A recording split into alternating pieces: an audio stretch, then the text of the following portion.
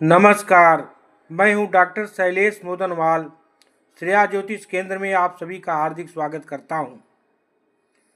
शारदीय नवरात्रि चल रहा है और देवी भगवती की प्रेरणा से देवी पुराण में मैंने कुछ माँ के महात्म के विषय में पढ़ा था, जो मन में इच्छा जागृत हुई कि आप सभी के बीच में इसको शेयर करूं। महान पराक्रमी त्रैलोक्य विजयी रावण भी देवी का बहुत पूजन अर्चन करके देवी से शक्तियां प्राप्त कर लिया था। उसके भक्ति भाव से प्रसन्न होकर भक्त वत्सला भवानी जो है उस त्रैलोक्य विजयी रावण के नगर में निवास करने लगी। यह कथा जो है देवी पुराण के अध्याय 36 से 48 के बीच में वर्णित है।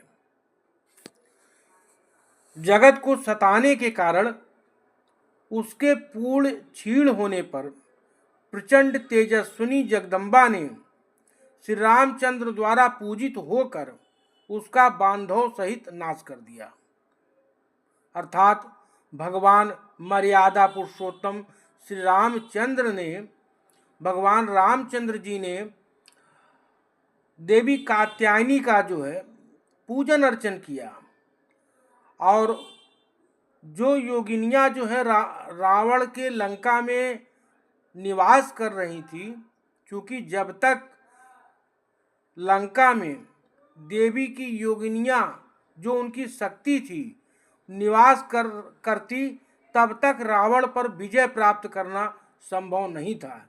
इसलिए भगवान राम ने देवी जगदम्बा से अपनी योगिनियों सहित लंका को छोड़ने के लिए पूजा अर्चना की और देवी ने कहा कि देवी, जब तक आप लंका में वास करेंगी इस दुष्ट रावण का संहार कर पाना मेरे लिए असंभव है। भगवान श्री राम ने ब्रह्मा व अन्य देवताओं के साथ बिल्व वृक्ष के निकट पुराणों में वर्णित देवी के 10 भुजाओं वाली सिंह पर आसीन मिट्टी की प्रतिमा बनाकर विजय की कामना से उत्तराभिमुख हो हाथ जोड़कर देवी का प्रबोधन किया। देवी का उत्तराभिमुख पूजन बहुत ज़्यादा लाभदायी होता है। उत्तराभिमुख होकर के अगर आप देवी का पूजन करेंगे, देवी आपको विजयश्री का वरदान देंगी। इसलिए भगवान श्री राम ने उत्तराभिमुख होकर के देवी का प्रबोधन किया, उनका पूजन अर्चन किया। तदनंतर जगदम्बा जयदायिनी माँ जगदम्बा की स्तुति की। आश्विन कृष्ण पक्ष की 9वीं तिथि से शुक्ल पक्ष की 9वीं तक देवी का विधान पूर्वक अर्चन किया। 10वीं के दिन अपराह्न में श्री राम ने रावण के वध के लिए माँ से प्रार्थना की। ब्रह्मा जी ने भी माँ के श्री चरणों में दंडवत करते हुए राक्षस राज रावण के अंत के लिए प्रार्थना की। तब भगवती राक्षसेंद्र रावण के वध के लिए प्रज्वलित कालाग्नि के सदृश तेज वाला अमोघ अस्त्र स्वयं प्रदान किया। ब्रह्मा जी ने उस अस्त्र को शीघ्र लाकर रावण का विनाश करने वाले भगवान श्री राम को परम प्रसन्नता से युक्त होकर दे दिया। भगवती का ध्यान करके प्रभु श्री राम ने रावण का लक्ष्य करके अस्त्र का संध्यान किया और धनुष की प्रत्यंचा कान तक खींचकर उस अस्त्र को छोड़ा। तदनंतर उस अस्त्र ने दुष्ट चेता रावण के प्राण की छाती को बेधकर उसके प्राण हर लिए।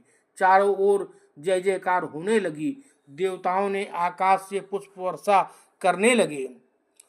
तो यह पौराणिक कथा है, देवी पुराण में उल्लिखित है कि भगवान राम ने माँ जगदम्बा की 10 भुजाओं वाली मिट्टी की प्रतिमा बनाकर उनका जो है नवरात्रि भर पूजन अर्चन किया, जिससे माँ प्रसन्न होकर के जो है अस्त्र जो है अपना ब्रह्मा जी के द्वारा जो है प्रभु श्री राम तक पहुंचवाया और भगवान राम ने उस माँ जगदम्बा के द्वारा दी हुई अस्त्र का संध्यान करके धनुष की प्रत्यंचा खींच करके रावण पर छोड़ा, जिससे रावण का संहार हुआ।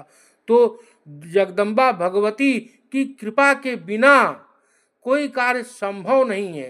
रावण का भी संहार के पीछे जो है जगदम्बा का बहुत बड़ा हाथ है।